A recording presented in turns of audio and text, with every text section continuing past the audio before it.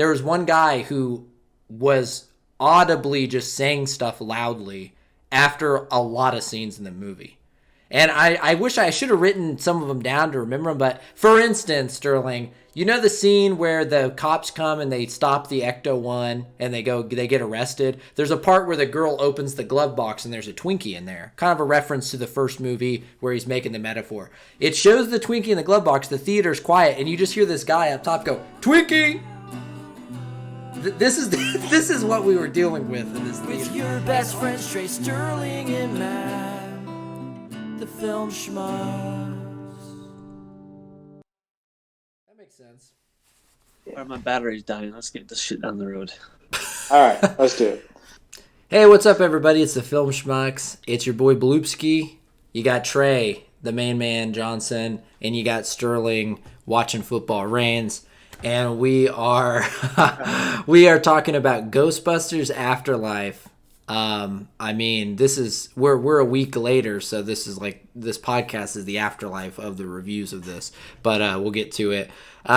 Me and Trace, just full disclosure, me and Trace saw this in theaters together, which is, we've done that a few times in Schmuck history. And Sterling already watched it last week. You might have seen his scathing review.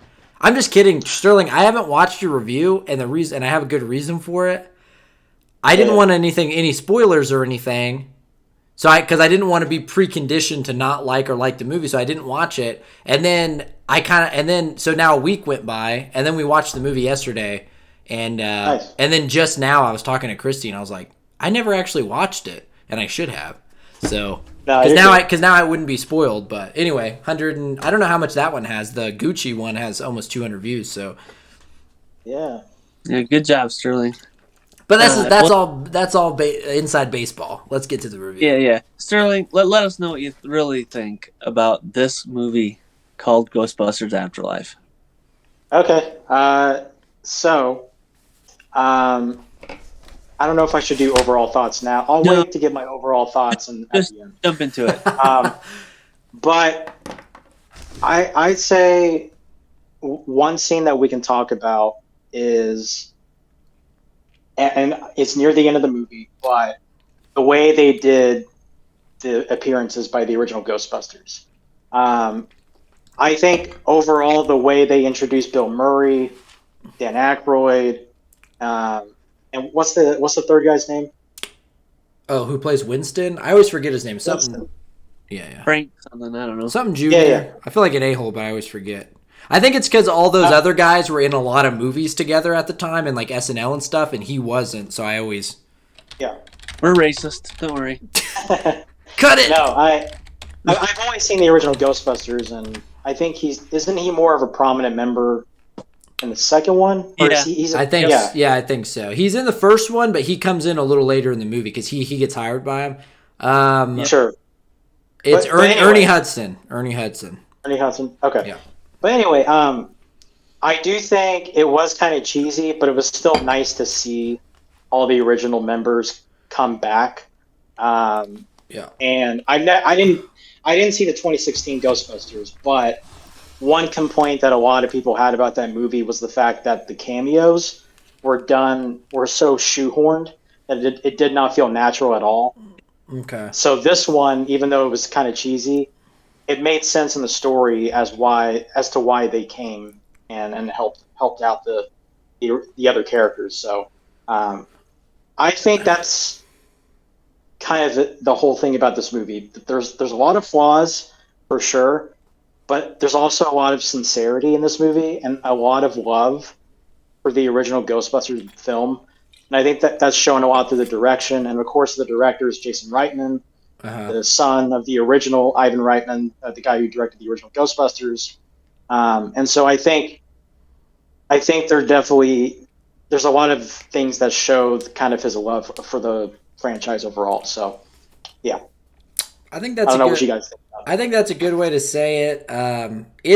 It is what I call a Member Berries movie. I don't know if people know the reference from South Park, but it is a movie that it's thriving off of an old thing, and a lot of the movie is just paying homage to an older movie.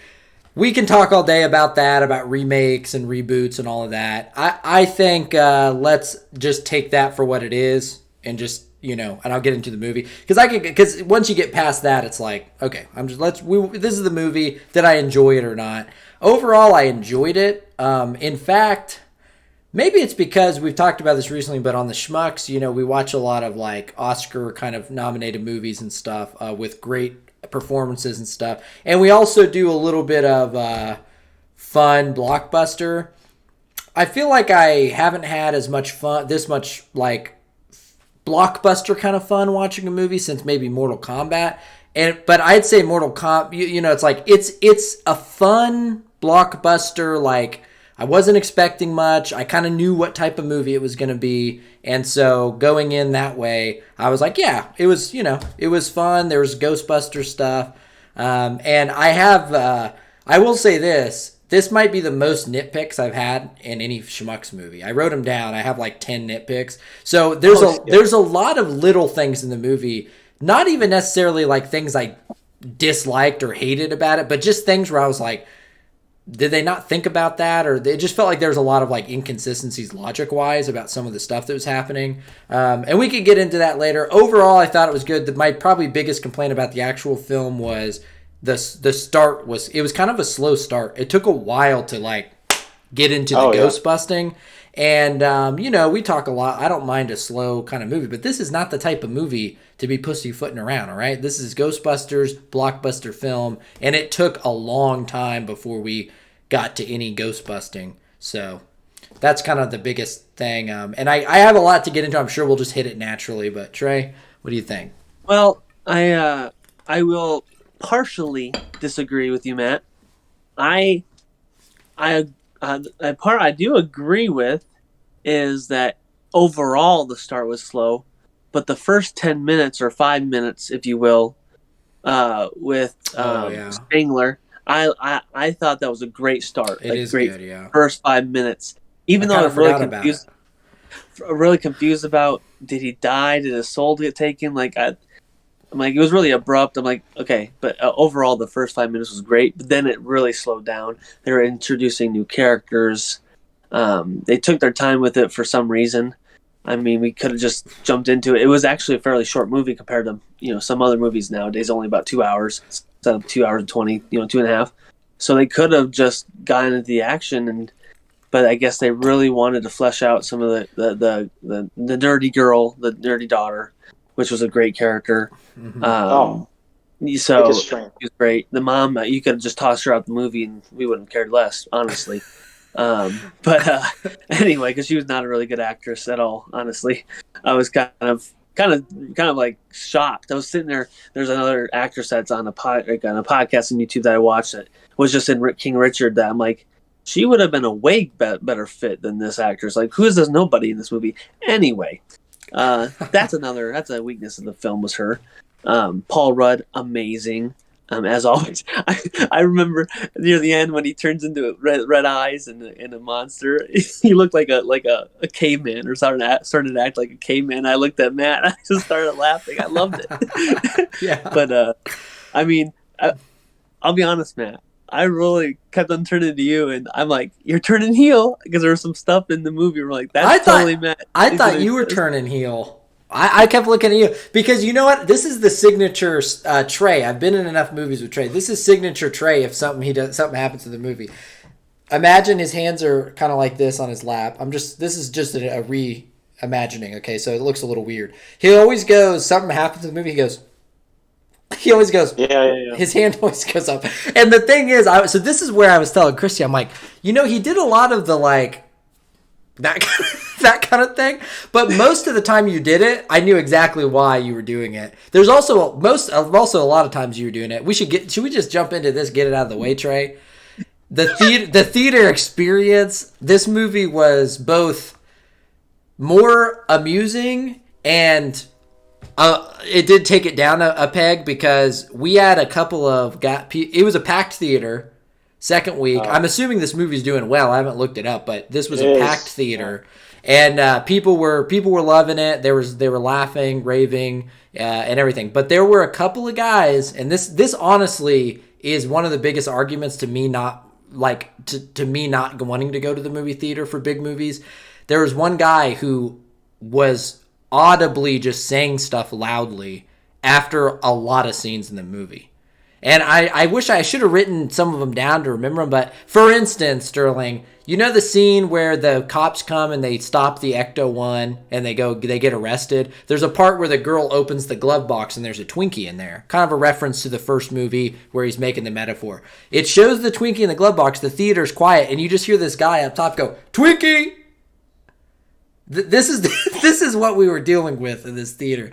And also, this was what me and Trey were giggling like schoolgirls, because during the scene, the first couple scenes, I guess it was Egon, the ghost, the grandfather's ghost, doing the initial ghost stuff with the chessboard. When the chess piece kind of moved at first, there was literally a guy, maybe it was just one guy, but I thought it was two different guys, but there was literally a guy going, "What?" Like, whoa. Like every time something happened, like the door opens by itself and he goes, "No shit." Like that kind of stuff. And it was like, we were just sitting there like, what the fuck? And then he was obviously a Ghostbusters fan, because, for instance, the girl who's the secretary, when she first comes out, he says her name. It's like, "Hey, is that girl?" And it's like, he wasn't whispering at all. He was saying it loudly. So I just got to get that out of the way. There was a lot of giggles and also just pure annoyance. I told Trey I had to bite my tongue by the end of the movie, because the end of the movie was a very big moment. The Ghostbusters come out, and this was when he had a comment after every little thing. It's like, "Oh shit, it's him, it's Harold Ramis," like that kind of stuff. And it's dude, shut up, you're ruining the movie. But I digress. Yeah, stop thinking out loud. Yeah, that's crazy. Yeah, it's a pet peeve. I mean, I saved this. I didn't tell Matt because I was like, I got something to say, and after like 3 or 4 times, because it happened almost a dozen times, and I'm just thinking to myself, just remembering our King Kong experience with the crackhead, and all your experiences with the hoagie, and yeah. I was thinking to myself, there must be something in the water in Wichita. Like, this is insane. Well, that happens on a consistent basis. I realized what it really is because there's also the guy during Venom who fell asleep and snored really loud. So what it is like, it depends on the type of movie. Because part of it is that the theaters are packed now, and then 2, if it's a blockbuster type movie, there's a lot of kids, and there's a lot of people who just don't have a lot of good theater etiquette. I've seen other movies in theaters, where it's less, like, I haven't had that issue. Like, it's just, I think it has something to do with big movies, big families are coming, kids are coming. Yeah. Well, I'm sorry that happened, even though you got some laughs out of that. My theater experience, I think, was pretty well balanced. Like, there were some cheers, especially when the Ghostbusters came back. Yeah. But it was just cheers. It wasn't people thinking out loud. So yeah. I'll take that. I'm okay with the cheer. Yeah, like, I'd rather there not be any, but I'm okay with it. The Ghostbusters show up. People are excited. I think that's a fun part of the theater sometimes. So and yeah, it was also great. Like, it basically got almost a standing ovation when it showed the 4 Herald, text. Yep. Same with yeah. There were two of those in our experience. Yeah. We got a lot of claps, and I mean, I have to say, as far as theater reaction, the Stay Puft Marshmallow little babies.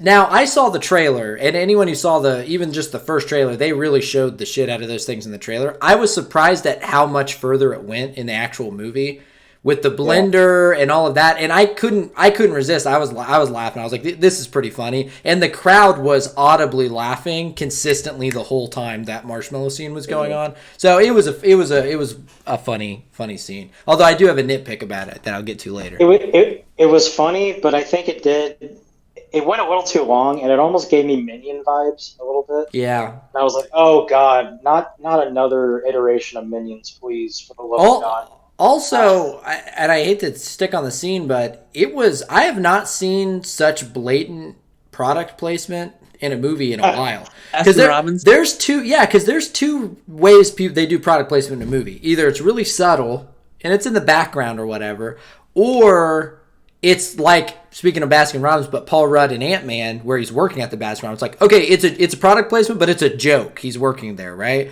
In this movie, first of all, they showed the front of the Walmart for a good long take, and they show it again when he's leaving. And then, I think Trey laughed a little bit, like, what? When it first showed Paul Rudd, and he's just like, picking up a snack in Walmart. It's a little bit like, okay, what's going on here? And, it ended up being the ghost route and stuff. But then, he gets the ice cream, Baskin Robbins, and he's like, oh, yeah. And then he goes to the other scene, and I've never even really seen Baskin Robbins syrup, but that's the only syrup on the shelf, and he just goes, ooh, velvet or whatever, red velvet, whatever he says. I'm like, is this a commercial? Yep. What the hell are we watching? But it was fun. I mean... Yeah, although it is accurate for some. For what? Sorry, you cut out. It's pretty accurate that a small town in Oklahoma would have a Walmart. That's all I have to say. Yeah. I mean, and it's a thing that happens. You go to the Walmart at night to grab some ice cream. Yeah. Also, the gatekeeper and the key or whatever, those two characters. And this is a cherry pick of mine, but when it showed the creature in the dog food, I was actually really surprised that they did practical effects on that scene and a lot of the scenes with those things where they really made it just look like the original movie. Like, they were really careful with a lot of those things of, like, just the way things looked. And this is the thing I was going to say. A lot of these reboots, they take the name, but they just do new. It's all modern. It feels like a modern movie. This one feels like a modern movie, but it did have vibes sometimes. Like, the feel of it did feel kind of like Ghostbusters. It didn't have the same humor, but it's hard not to have the same humor because the humor was based around the chemistry of the characters in the first one. So it's a lot of Bill Murray and all that. But it did have a lot of the I don't know. I felt like they did a good job of kind of capturing the feel of it.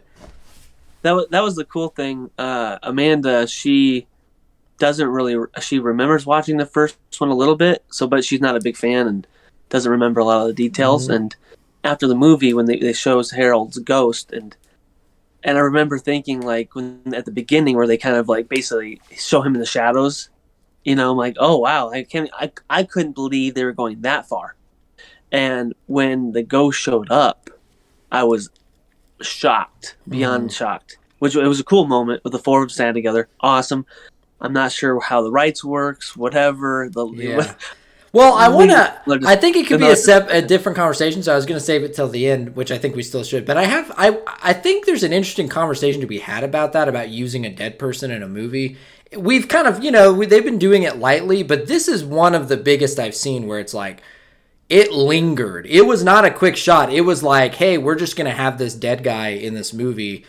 And anyway, I think we can talk more about it later. Yeah. Because I think it could be... Sorry, what were you going to say? No, that's okay. You can finish. Well, I was going to change the subject.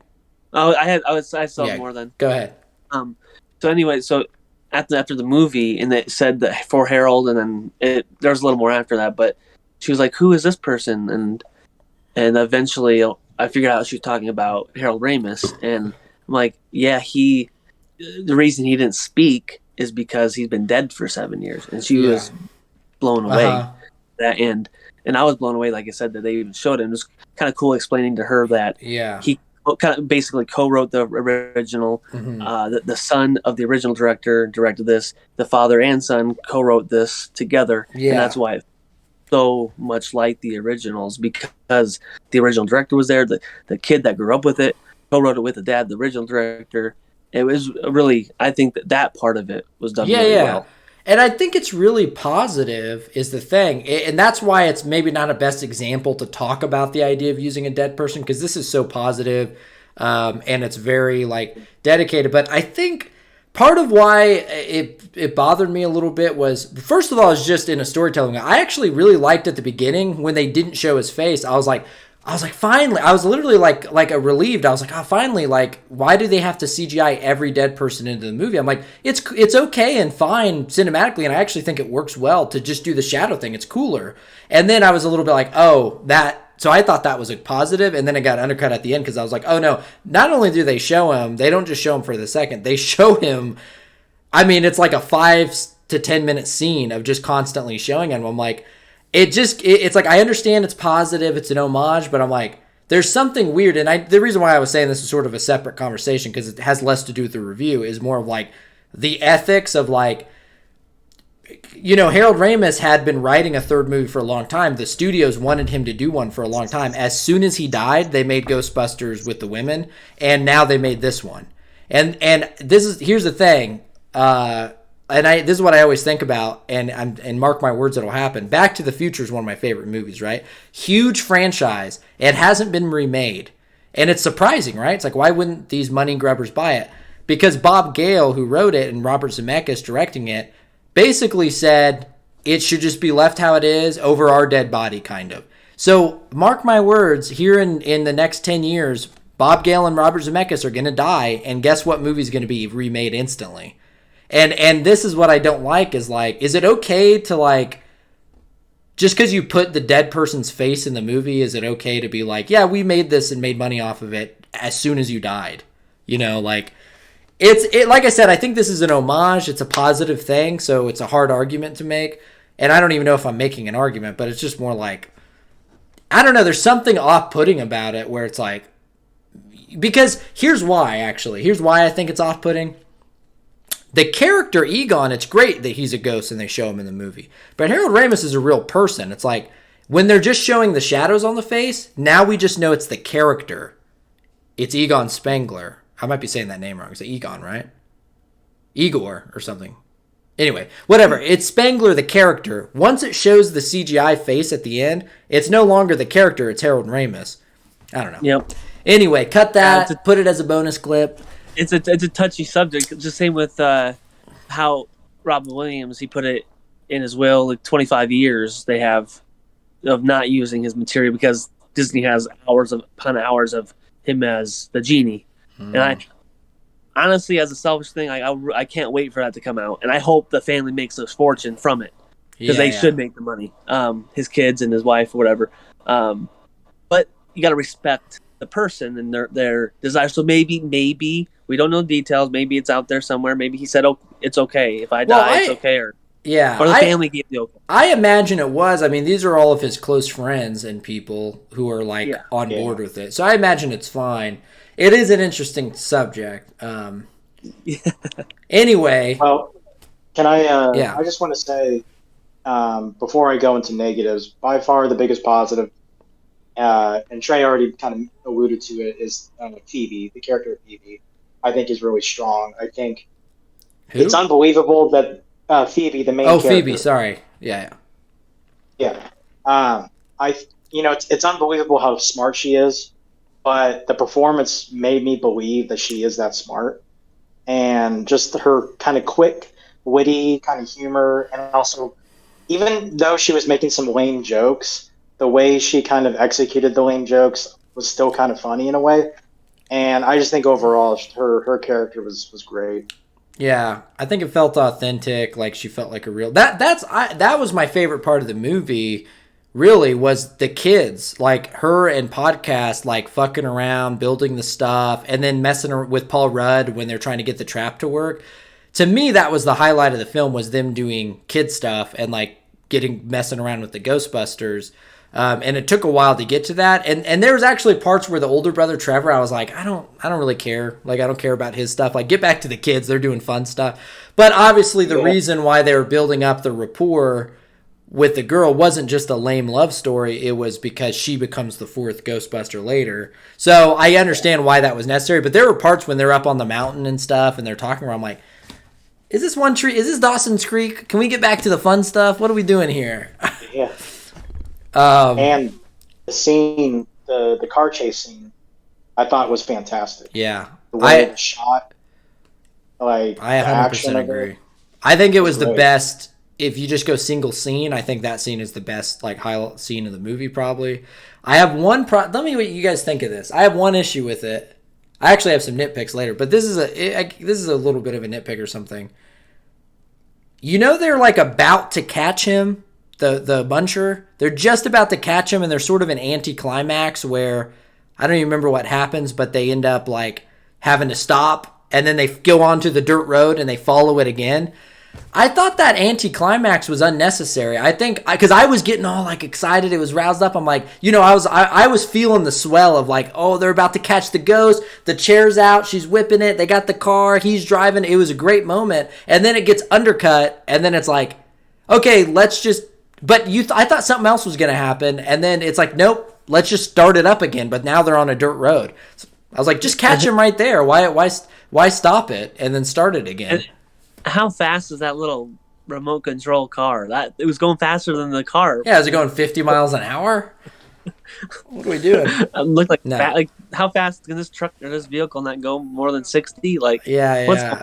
Put the metal to the ground. Yeah, but it was great them catching it. I also thought this was clever to me was later when they break the equipment out.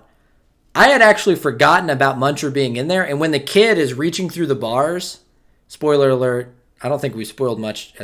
Actually, wait, we started off with Harold Ramis at the end, so fuck me, right? Yeah. But anyway, when the kid's reaching through the bars, I'm like, what's he going to do, grab the controller? How's he going to get it out of the jail cell? And then when he flipped it open and the thing munched it, I was like, I didn't think about that. That was actually a pretty clever way for them to get the equipment out. So This they only movie caught kinda one gave ghost, it- by the way. Oh yeah, that's true. 2-hour movie, they caught one ghost. No, they caught thousands or hundreds. That doesn't count. That's the end of the movie. I'm saying that in the entirety of the film, they only catch one ghost, barely. Okay. Wow. Still technically Ghostbusters, or they Ghostbusted one ghost. Yeah. They did bust one ghost. Yeah. No, I was gonna say, definitely this movie has kind of a different tone a lot of the times compared to the original. Because the original it felt kind of like an SNL skit. I don't know, like if that's accurate, but it just like the humor was definitely a lot different, for sure. And I think the original Ghostbusters is a funnier movie, because there are some things that didn't land for me as far as like jokes or whatever, but I kind of got some Goosebump vibes a little bit from this movie. I don't know if you felt that way too, but maybe it had to do with just a lot of focus was on the kids.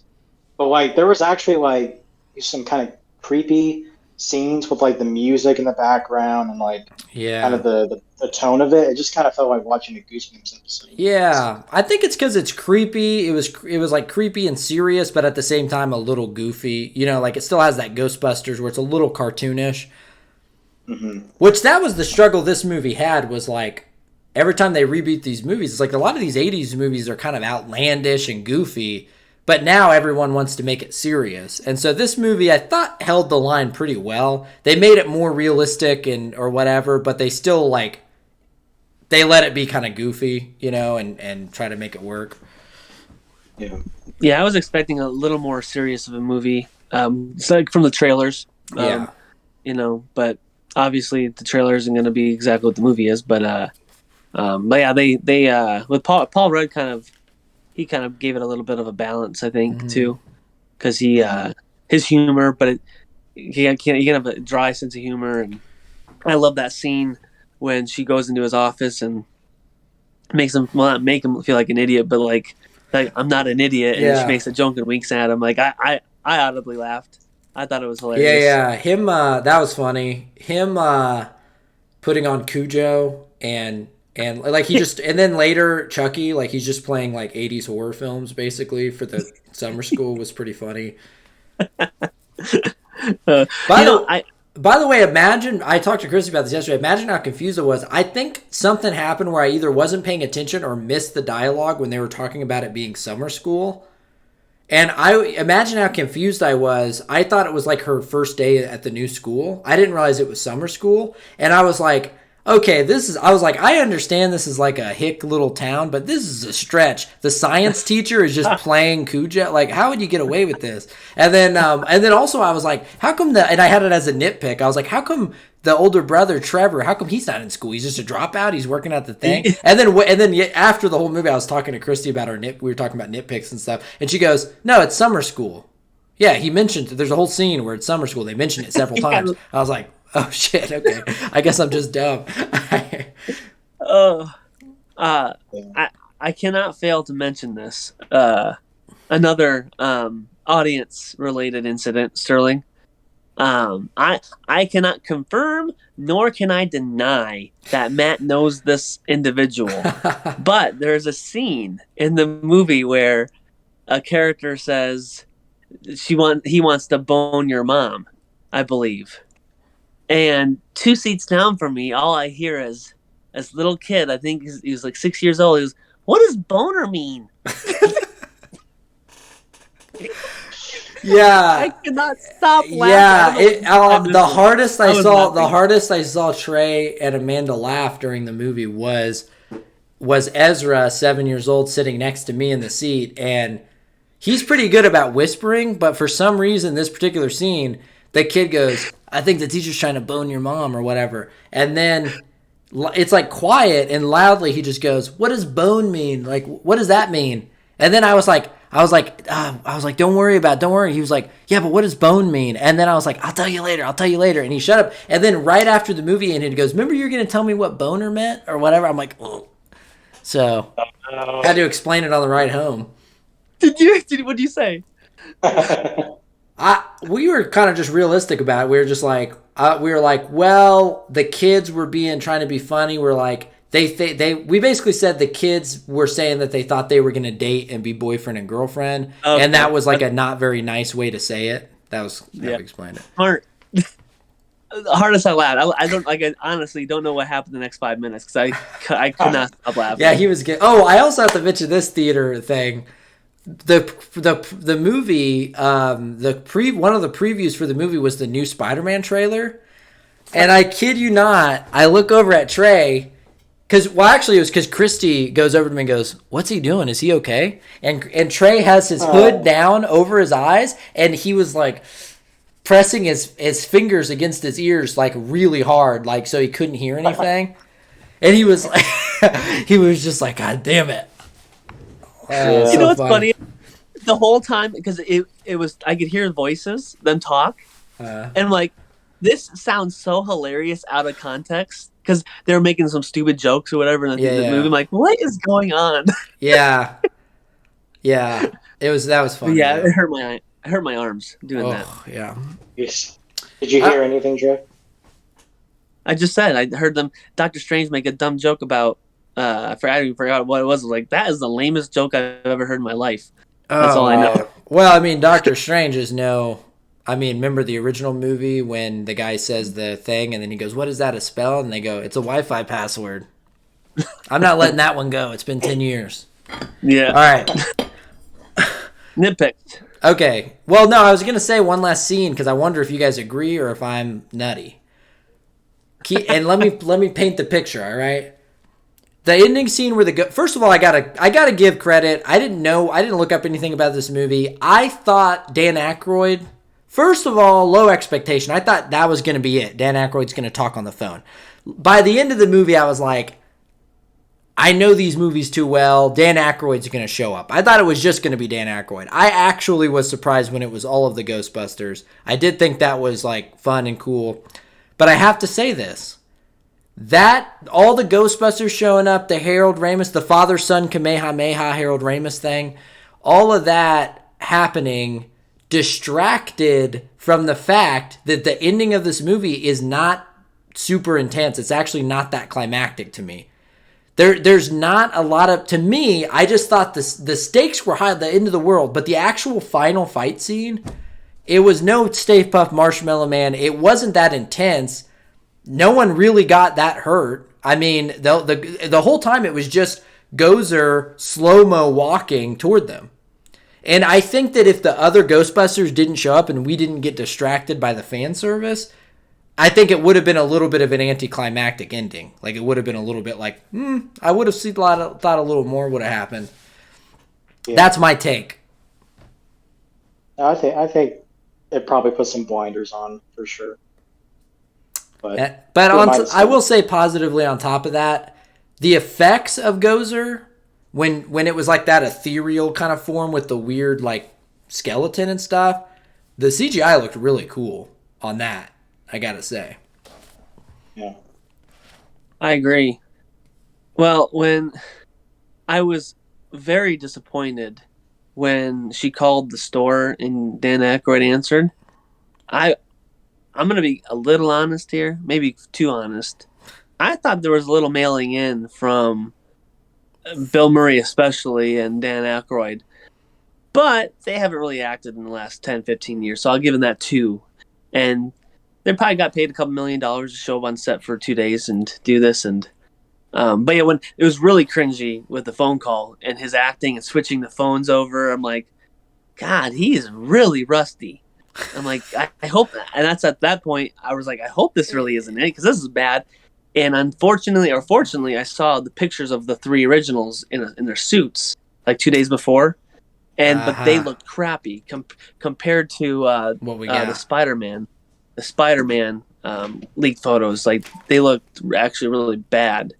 So I'm like, okay, at that point, I'm like, I hope they're real. And they ended up being real. And a great moment with the 4 of them, all together taking down Gozer or whatever. And I think it all came together better than how it started. Yeah. Sorry, go ahead.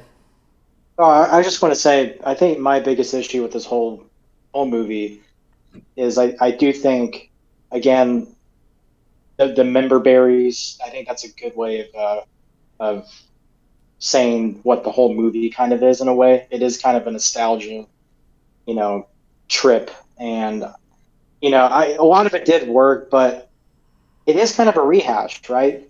It's a rehash of the original Ghostbusters with the same villain and all that. It's just in a different setting. So, I not to say that it didn't all work. I just feel like it could have done something a little bit different and not go so hard on the rehash part of it. But that's my biggest criticism. Yeah. I almost could have seen it going a little more. I like the grandpa stuff. I almost would have liked to see him going a little more into the kids, the podcast, the newer Ghostbusters, this kind of new group, finding their Ghostbuster stuff, kind of getting into the groove a little earlier, and maybe them kind of starting their own adventure. But maybe we will. Maybe there'll be Ghostbusters 2 in another life or something like that, and it'll be like them. It'll be those 4, and they're doing their own Ghostbuster thing. But yeah. Well, the second post-credit scene. The mom, yeah. She was not that great. What's that? She wasn't that great.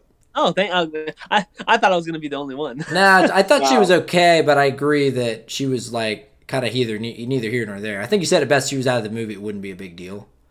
Yeah. Oh, I also it's one of the nitpicks I have with her is they just laid it on a little too thick, where she's like, from the very first scene, the landlord is there evicting her or whatever, and she's like, sorry, no, my dad just died that I never knew because he's an asshole. And it's like, why are you telling this to the landlord or whatever? And then the next scene, it's like, oh, I should be apologizing to you because I don't care at all because I never knew him. And then like every scene this girl's in, it's like, we understand the plot here. We get this. We get your disconnection with your dad. That doesn't have to be every single scene you're in. Yeah. But also, to debate myself on that, that there are people in real life who are kind of annoying about that kind of stuff. They do talk about stuff like that over and over again. So maybe they were playing for realism, but I don't know. I hope these kids are old enough that they don't need a mom in the next movie. And yeah. Well, it was funny is. Oh, go ahead, Sterling. No, well, I just wanted to say the second post-credit scene, I mean, for sure confirms that they're going to do a sequel. What's the second? Basically, it shows the what's? I'm sorry, I don't mean to be racist. What is the black guy's name? Ernie Hudson. Ernie Hudson. Okay. Winston. Winston. Okay. So the second post-credit scene is basically him being talked to about like his company and what he's investing in, and basically he's investing money into bringing back the Ghostbusters again. Okay. So I think That's kind of what I figured they would do. It would have been nice for you to mention that to us. There was two. I didn't even know there was one. So we only saw the first one. The first one was funny. It was funny just seeing Sigourney Weaver just for that one scene, basically. Yeah. So, yeah. Well, the funny thing, after the movie, Amanda, she was looking up the trailer for Ghostbusters, and she wanted to see if she saw it before, and she's like, "What is this?" And I'm like, "Oh yeah, that's the girl one with all the bridesmaids ladies in it." And they didn't even recognize that one in this movie. This is basically the third one. Hell yeah! So we were just laughing about that. I'm like, yeah, don't even worry about that one. Just forget about it. Yeah. My mind is the same as the movies. Like, I'm just gonna pretend it didn't exist. What other nitpicks do you have, Matt? I'm kind of curious. Yeah, I'm gonna let's get through the list before we do the finals here. They have that little basement where they get down with the pole, right? The fire pole. How do they get back up? Do they all have to army climb up the pole? Is the mom climbing up out of the hole? They never showed stairs. They didn't show an elevator. They just showed one fire hose or fire pole down. There's a lot of little things like... Hook. Yeah, so that one's kind of... You could be like, oh, well, maybe there's some way up and we just don't know it. Fine. Why were there mini marshmallows? This is a point that I think is interesting. I haven't seen the first movie in a while, so tell me if I'm missing something here. But if I remember correctly, the reason they fight the Stay Puft Marshmallow Man is that Gozer, they have to fight a formidable foe or whatever to defeat Gozer. And it's going to take the form of whatever they're thinking. And Dan Aykroyd, if I remember correctly, he starts going like, I'm sorry guys. And they're like, what did you think of? And he's like, I couldn't resist. And then it's like the Stay Puft Marshmallow Man. So it just doesn't quite make sense. What ghosts are possessing the marshmallows? If they did possess the marshmallows, wouldn't they just look like marshmallows? Why do they look like the Stay Puft Marshmallow Man? It was a reference to the original movie, but it doesn't actually make sense as to why they are Stay Puft Marshmallow Man. Why would they look like the character from the ad and not just marshmallows? Well, there's two answers. You answered your own question, but yeah, go ahead, Sterling.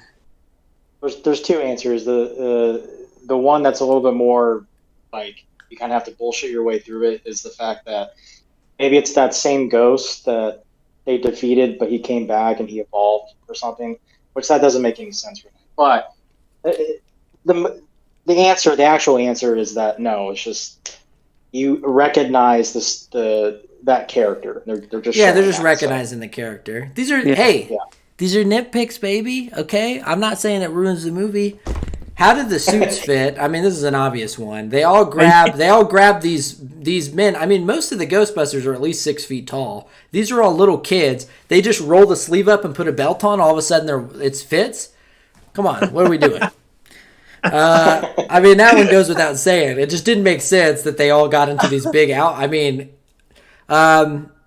this was a small one. The trap door. I told you I have a long list. The trap door in the Ecto 1 that lets the car out. It didn't make any sense why Podcast knew that was there or what the controls did. Because this is the first time he's ever gotten into this car. They go into the city. She's like, whoa, when the thing comes out and she goes out, she's like, whoa, awesome. But then when he's putting the car out, he just runs over, pushes some knobs, and it opens. It's like, why did you know to do that? You know, maybe he looked at it earlier. Maybe I'm missing something there. He's the great-great-grandson of one of the Ghostbusters, and he's the inside man. Maybe so, yeah. Well, he is a big fan, so maybe he knew. I mean, this is a big one to me. Tell me if I'm missing something here. Why is the phone number in the Ghostbusters ad active, and why does it lead to Dan Aykroyd? Yeah. I mean, he kept the number, but there's a couple problems with that. There's no area code on it. 2, he's in New York, okay? He has a landline. They said that the firehouse, they lost the firehouse. So did he just say, hey, can we switch the number to my new business? Yep. Then here's the big thing that goes against all of it. The girl mentions Ghostbusters, and he says, okay, I'm hanging up. Right? Yeah. If he really didn't want calls about Ghostbusters, he wouldn't be using the same phone number from the ad that everyone's watching on YouTube that has 100,000 views. Yeah. So like that the phone number, it just didn't make sense that number actually went straight to Dan Aykroyd directly. I love it. It's just weird. And then I had the one other nitpick, but that was because I thought that it was actual school, not summer school. So that's me being stupid. So yeah, that's basically it. You answered a lot of my nitpicks too, but I'll add one to one of yours. Woo! Like you said, I only like this a couple times, and it was my nitpick.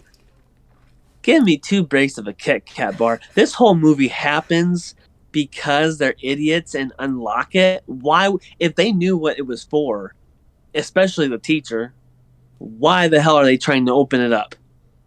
Like, what did they think was going to happen? Oh, yeah. That's true. That's true, yeah. I'm like, then please have a more realistic, reasonable reason why. It would have been better if he kind of vaguely knew it was some kind of Ghostbusters thing, but he didn't know what it did. And they were like, let's see what it does. That would make more sense. But he knew exactly what it was. So, yeah, it was a little weird. Yeah, and the one to add to yours was the fireman thing. Like I guess it's a reference to the original, too, because they did that, right? Uh-huh. Okay, a little 12-year-old, 11-year-old girl, however she was, she opens a creepy shed. Not even 2 milliseconds in, she walks in, jumps down. Doesn't look around, doesn't look down, just jumps. The mom did it too. When the mom went down, she just jumped down. I was like, I maybe my brain just thought maybe she's an adult and she looked. I don't know why. I remember her kind of looking down a little bit. Okay, maybe I'm wrong, but I remember specifically the girl. She had a little beeper. She walks in, looks at the pole, doesn't look down, just jumps in. I'm like, what is going on? So that was a big nitpick. I was like, yeah, you're a smart kid. Investigate.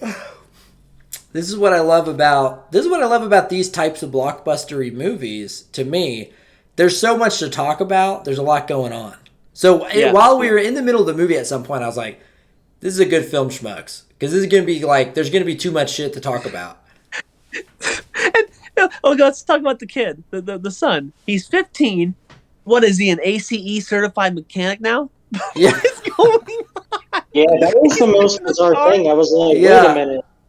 You're not telling us something. Like, I didn't know you were a full-blown mechanic. Yeah, they never mentioned anything about it. If they would have said that he loved, like, shop, or that he was, like, that's his genius thing, and they alluded to it a little bit, but he just goes, I fixed it. And also, they're poor, right? Like, there's no way he wouldn't need, like, parts and stuff, and, like, car parts are super expensive, but... I do have to say, one thing I have to give credit to the movie is the fact that they could have made him the star. Finn Wolfhard, I think his name is. Yeah.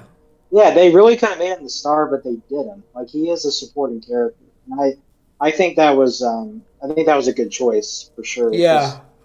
I mean, Mackenzie, who plays Phoebe, she just knocked it out of the park. So. Good. But he was definitely kind of whiny. He was whiny at first. I was like, oh God, like, I'm not gonna like this character. But he became a lot more serviceable, I felt like, near the end, and not as annoying. So yeah, it's I think good child acting cannot go credited, because, and I know you guys have all said it, that the girl, great actress and stuff. It's like, I think that there's a new level of child acting these days, because it used to be child actors were just always bad, but you accepted it because it's usually a kids movie. But I like the fact, I feel like it did a good job with child acting and stuff. This movie, it's like whenever child acting is good, it makes me so much more into the movies. Cause I love kids going on adventures and like finding gadgets and stuff. That's why I kind of almost am looking. I think if they do a second movie, I might be more into a second movie than this one because I would like to see this team of younger kids doing stuff together more. Because that was the parts I liked when they're working together to do stuff. It was really fun. Yeah. Well, I know there was plenty of times where I just rolled my eyes, and mainly because of the crowd, but it was a fun experience. I mean, I would not. I think like you were saying, like, this is kind of iffy coming to the theater because I couldn't handle what you go through, Matt. Like it's a 75-80% chance of Johnny the Ghostbuster freak coming to the theater and clapping. Yeah. And I was going to mention this, Sterling. I was going to say we had 3 rounds of applause, but no, we really had 2. But Doughboy down the aisle, he attempted to do a third, but no one took it, which I thought was hilarious. Yeah, we're not biting. I'm glad you were there, Trey. Well, I was just gonna say I'm glad Trey was there because we were able to make fun of it, and make a good time out of the fact that people were saying stuff. Because usually it's just me, like just angry, just sitting in the seat, like, whoa. And I know it's more my problem to some extent. I'm more bothered by it than other people. But the reason I like the theater is that I want to be completely immersed in the movie. So when people are talking and stuff like that, even clapping, it takes me out of the movie. I want the experience, I want the experience of it. And yeah, go ahead. I'm just glad that you didn't sit where Amanda sat because I was like right. Like there was a buffer between me and her, between you and him. Because I remember looking over at the very end when he was like, I forgot what he said, and you're like, oh. Yeah, Christy said that she's glad I wasn't sitting where she was sitting because it wasn't as noticeable. Because I don't know if you heard anything. I heard at one point there was a kid to the left of Christy somewhere. It sounded like he was just like hitting the thing. Maybe you didn't hear it from where you were at, but it sounded like a kid was like hitting his cup or something, like for a little bit. But here's the thing. She said there was a kid and that he was literally getting up, walking back and forth on the aisle, switching from his mom to his dad, and then like walking around and running up and down. I'm like, I did not even notice that, but that would have drove me crazy. Yeah. Yeah, the theater is the wild, wild west right now. I know. People have come out of the woodworks. I'm telling you, this will be the last thing I say on the theater thing, but I want the fans to chime in. I think, and I'm considering this whenever we make billions, to open a theater, and I'm sure maybe they have theaters like this somewhere, but open a theater. It plays all the movies. It's not just Oscar art house movies. It plays everything, all the new movies, but there's like a credit system where when you go in there, if you get complaints or you talk or things like that, you can get a strike. And if you get 3 strikes, you can't come back to the theater for a year. And it's like everything's exactly the same, except there's an etiquette system where you're going to, it's for people who want a quiet experience in the theater. Yeah. So guys, I'm starting a Kickstarter and please send the funds. Yeah. Oh, yeah, I guess I'll go because I think we're winding down, aren't we, guys? Yeah. Oh, I mean, it was real fun because like I think I wasn't too surprised that it was so crowded because I'm like, well, I guess it's a holiday weekend and repeat viewings and because it was packed, and it was because you were there and the 5 of us were there. It was real fun. I think I probably would have been full heel. Maybe not full, but I would have been pretty close to heel if it wasn't for being there with people to enjoy it with. Because, man, there was, like you said, I was like, what is going on right now? Like, a lot more than I normally do. The nostalgic factor was powerful. Even though I thought the acting was subpar with the originals at the very end, I thought it was worth it. Because, man, what a moment with the 4 of them together, and can't believe Harold Ramis, the lightness was there of him. It made the whole movie worth it to me. And the child actor, Phoebe, I think you said her name's Phoebe in the movie. Paul Rudd was great. I think because there were so many different Yvonne Reichman and his son. There's so many people that were close to the originals that were with part of this, that it had some of the heart from the original too. That it made it feel close enough, and it made it a good enough experience to say it was enjoyable, because there was a lot of nitpicks, as we all had some nitpicks. But yeah, it was really fun seeing it all come together at the end. Yeah, the movie itself, like, I don't think it's the best kind of theater experience movie to go see. Like, I kind of came away from it saying, well, maybe I didn't have to go to the theater to watch it. I could have just watched it on streaming, but the For Harold tribute and just the overall scenes with his character did make it worth it because of the reaction from the crowd, and it felt like a communal experience in that way. And so I appreciated that, and it did make it worth it for sure. But overall, it is a very flawed movie. Um, I don't like the fact that it's so kind of rehashy from the original movie. I don't like the kind of the remember nostalgia scenes. There's so many member berry scenes in it for sure. But I loved most of the characters except for a few, and yeah, it was kind of creepy at times, and I appreciated that. And the visual effects I think were good for the most part. So yeah, I enjoyed it overall, and I can't wait to see what they do with the sequel. Hopefully, they actually put a little more. They put a little bit more creativity in the story, and it's not so nostalgia heavy. I think this is one of those movies that's like, it's kind of a take it or leave it kind of movie.